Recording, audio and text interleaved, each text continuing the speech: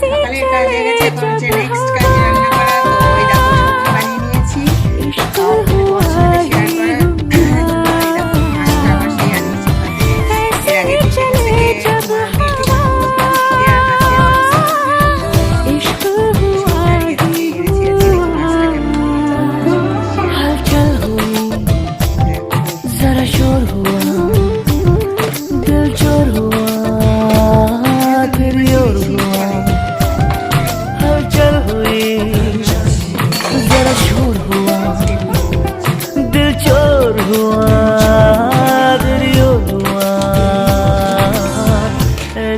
चले जब हवा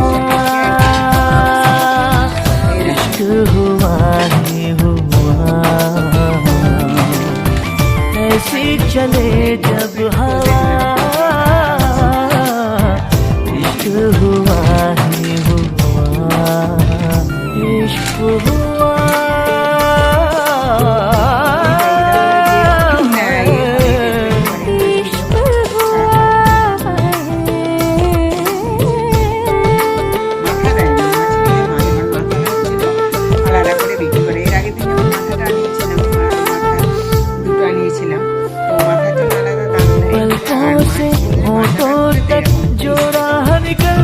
এটা এখন ধুয়ে নুন হলুদ মাখিয়ে রাখবো। তো সঙ্গে থাকো আর দেখতে থাকো আমার লাইফস্টাইল। গুড